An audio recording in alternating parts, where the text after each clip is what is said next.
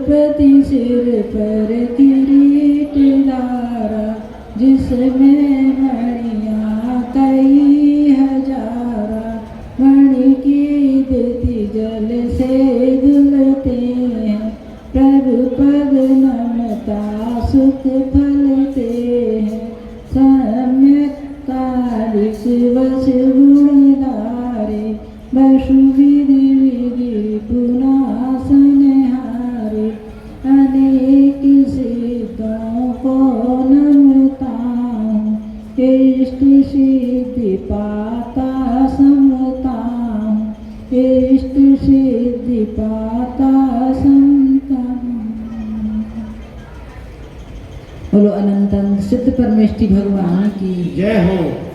1008 श्री पार्श्वनाथ भगवान की जय हो। 1008 श्री शांतिनाथ भगवान की जय हो। संत श्रोमणी आचार्य गुरुवर विद्यासागर जी महाराज की जय हो। आचार्य श्री समय सागर जी महाराज की जय हो। दीन गम नौकोटि मुनि महाराजों की जय हो। परम पूज्य गुरुमती माता जी की जय हो। पद पूज्य दृढ़मती माता जी की जय हो। अष्टानिका महापर्व की जय हो।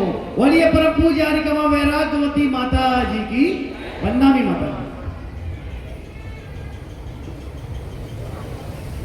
अभी माहौल देख के तो ऐसा लग रहा है कि हमारी स्थापना आज हो ही गई।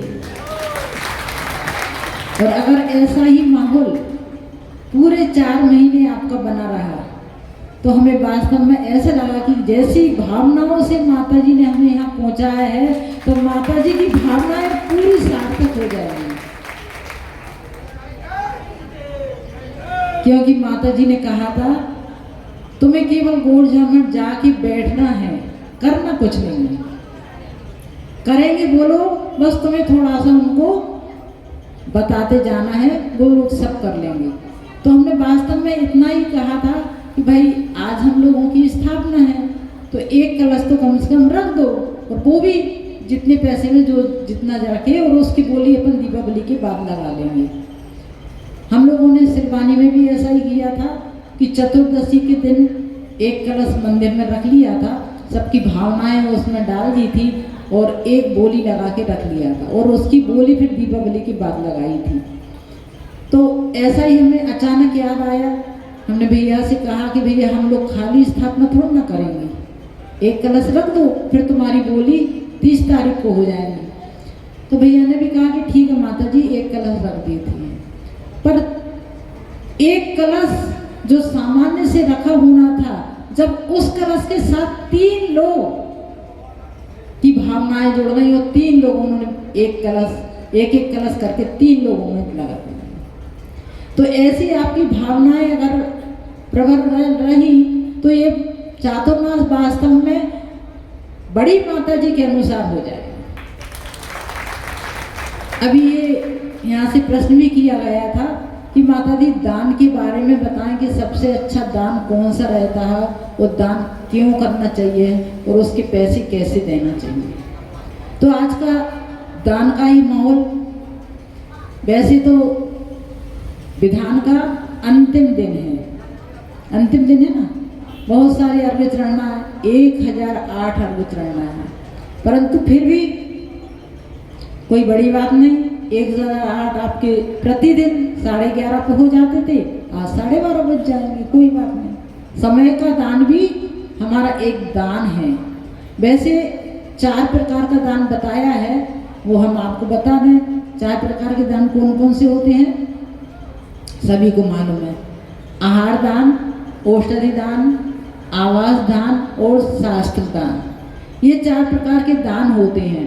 और इन चारों दानों में सभी दान गर्वित हो जाते हैं। करुणा दान भी होता है, अभय दान भी, आदि बहुत सारे दान, और इन 4 दानों में गर्वित हो जाते हैं। तो ऐसे दान की महिमा अभी अभी यहाँ देख ली हमने कि 3 लोगों ने बिल्कुल 2 मिनट भी नहीं लगे और 3 बोली वाले 3 दानदाता खड़े हुए। क्योंकि ये दान ऐसा है कि जितना हम देते हैं उतना ज्यादा हमारे पास आता है। एक दान का एक सबसे छोटा सा एक संस्मरण सुना दें कि पूज्य शीतल सागर महाराज, सौम्य सागर महाराज जी विदिशा में थे और एक गरीब भाई था। अब वो कहते हैं ना कि अब गरीबी भी अपने भाग्य से या किस्मत से या अपने कर्मों से मिलती है, परंतु उसके भाव देखिए आप, क्या करता था, केवल मूंगफली का ठेला लगाता था। और जब वहाँ बोलियाँ लगी भगवान को विराजमान करने की, 1008 भगवान को विराजमान करना है सहस्त्रकूट में, मैं प्रतिदिन प्रवचन सुनने आता था और प्रतिदिन कोई ना कोई बोलियाँ 2-4 6 बोलियाँ डेली आती थी। उसके भाव भी हुए कि मुझे भी भगवान को विराजमान करना है, मुझे भी दान लेना है, ये ऐसा समूह सहस्त्रकूट बनेगा, उसमें मेरे भी भाव है कि एक प्रतिमा मैं भी बनवाऊं और रखवा दूं। उसके भाव बने, प्रतिदिन आता, देखता, प्रतिदिन रोता, घर जाके रोता, दुकान में बैठता उस ठेले पर तो भी रोता कि मैं कितना अभागा हूँ कि कहाँ 1.5 लाख की बोली और कहाँ मेरे तो प्रतिदिन मैं मूंगफली बेचता हूँ और प्रतिदिन अपना घर का खर्च चलाता हूँ, कैसे मैं 1.5 लाख की बोली दूँ। अगर उसकी भावना थी, एक दिन वह रोता रोता महाराज जी के पास पहुँच गया और कहने लगा कि महाराज जी मुझे भी भगवान को विराजमान करना है। महाराज जी उसको जानते थे, कहा कि भाई तुम कैसे भगवान को विराजमान करोगे, भगवान को विराजमान करने की बोली तो 1.5 लाख की है और तुम तो 1.5 दिन में क्या 1.5 साल में क्या 1.5 गुने भी करते जाओ तो भी इतने पैसे कैसे जोड़ोगे। तो उसने कहा कि महाराज जी मेरी बहुत तीव्र भावना है, बहुत तीव्र भावना है, और बहुत तेज तेज रोने लगा। महाराज जी ने कहा कि क्या है, कैसे करोगी तुम, 1.5 लाख की बोली कैसे चुकाओगे। तो कहने लगा कि महाराज जी एक गांव है छोटा सा पास में और उसमें मेरी छोटी सी जमीन है, मैं उस जमीन को बहुत दिन से सोच रहा हूँ कि बिक जाए, जब भी वो बिकेगी मैं तुरंत उसके पूरे पैसे दे दूंगा और अपनी ज़िंदगी में अगर लोन ले लूँगा किसी नाम से और वो लोन से पैसे निकालूंगा और वो मैं अपने इस दान में भगवान के विराजमान करने में दे दूंगा, परंतु मुझे एक बोली जरूर भगवान विराजमान करने की दिला दो।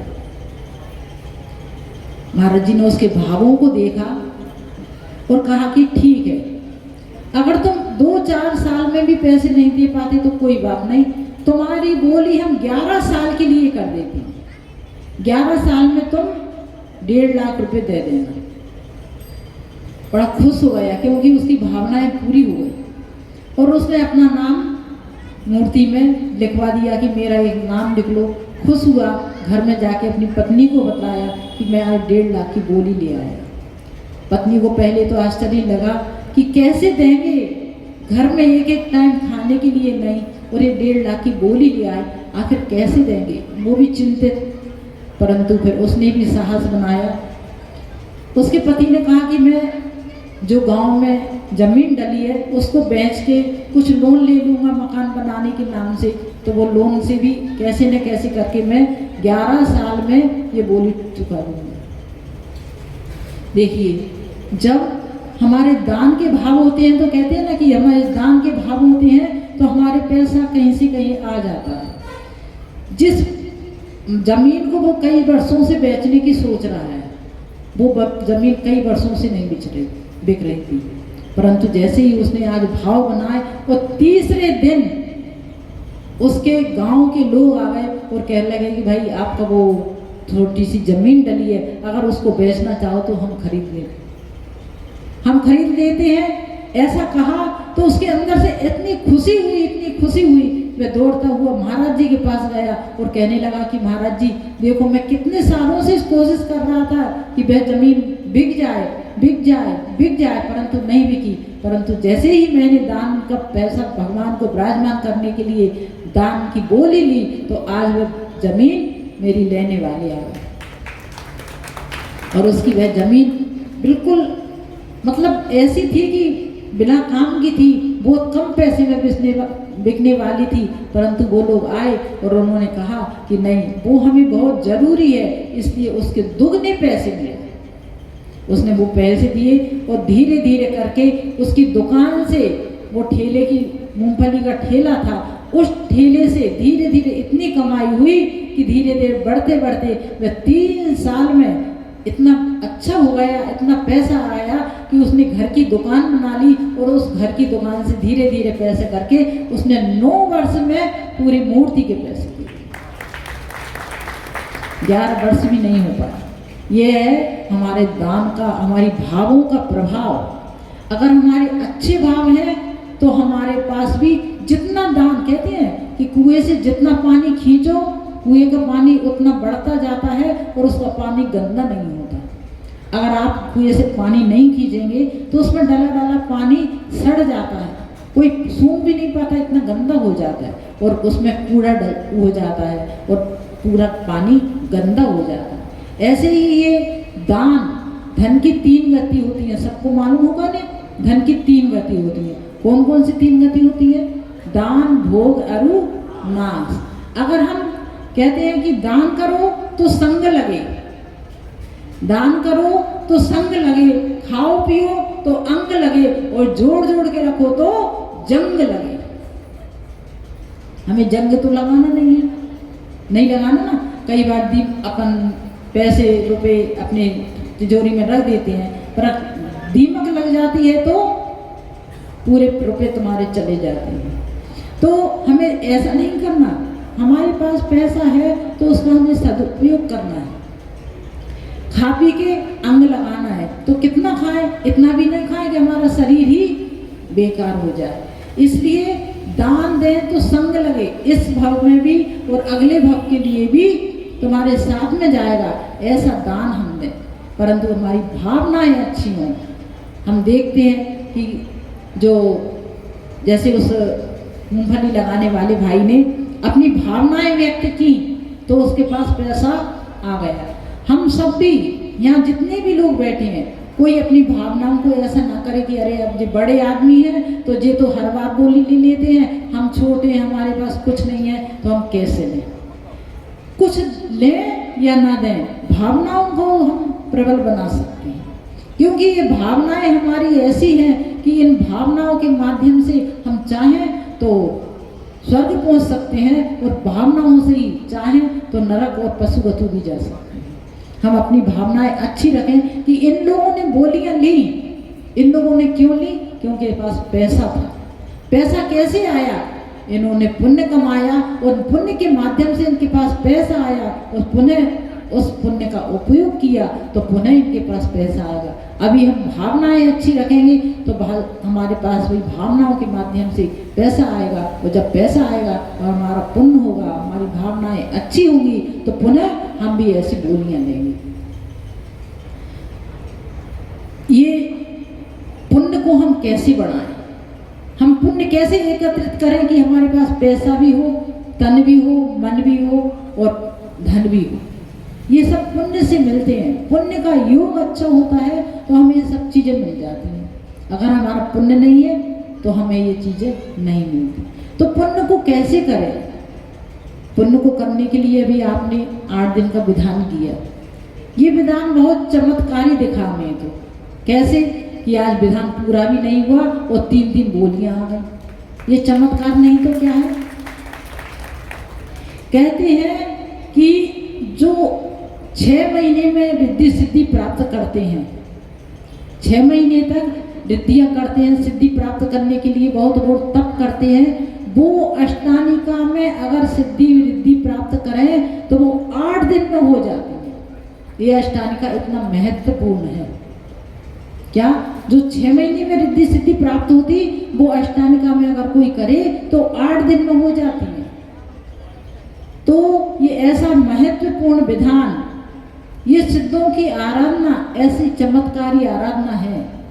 क्योंकि हमने एक पुस्तक में भी अभी पढ़ा था, आचार्य श्री के संस्मरण की पुस्तक, कि जब आचार्य श्री ब्रह्मचारी थे, पूज्य ज्ञान सागर महाराज जी के पास में थे, ब्रह्मचारी जी थे, और उनकी भावना होती थी कि मुझे एक बार सिद्ध चक्र विधान करना है।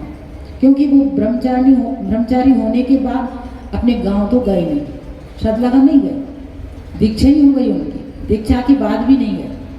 तो उनकी भावना हुई कि मुझे भी ऐसा सिद्ध चक्र विधान करना है। केवल भावना हुई थी, कुछ नहीं था उनके पास, ना पैसे थे, क्योंकि ब्रह्मचारी जी पैसे भी नहीं रखते थे।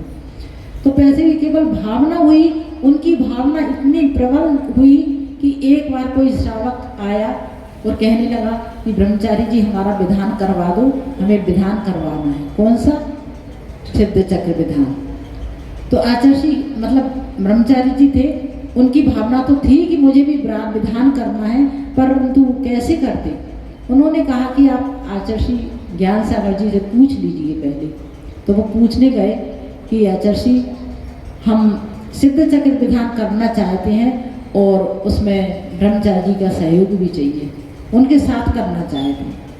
तो ज्ञान सागर महाराज जी ने आशीर्वाद दे दिया। आशीर्वाद दिया विद्याधर जी और वो श्रावक, उन्होंने बड़े धूमधाम से सिद्ध चक्र विधान किया।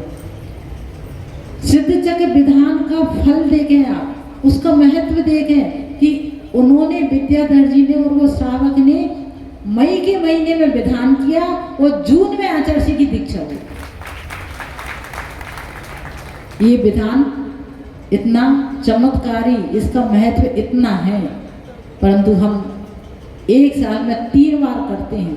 वो तीनों बार ऐसी भावनाओं से करें कि भगवान हमारा ऐसा विधान, ऐसा नमस्कार हो कि हमारा जीवन चमत्कार में हो जाए और हम भी आपकी श्रेणी में आ जाएं।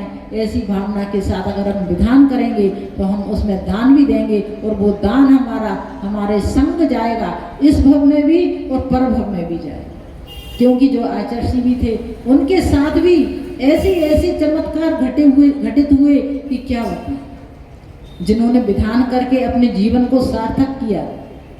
दीक्षा मिल गई केवल 1 माह में, ये विधान का ही तो चमत्कार था। उन्हें 1 माह में दीक्षा मिल गई, पर उनके जीवन में भी ऐसे ऐसे चमत्कार घटे, उनके संग में भी, उनके साथ में भी लोगों के ऐसे ऐसे चमत्कार करे। एक छोटा सा प्रसंग बता के अपनी बात को समाप्त करते हैं कि एक अदर कास्ट का एक भाई था जिसके 3 बच्चे थे, पत्नी थी और वह व्यक्ति, 5 व्यक्ति एक घर में थे। छोटी सी कुटिया में रहते थे।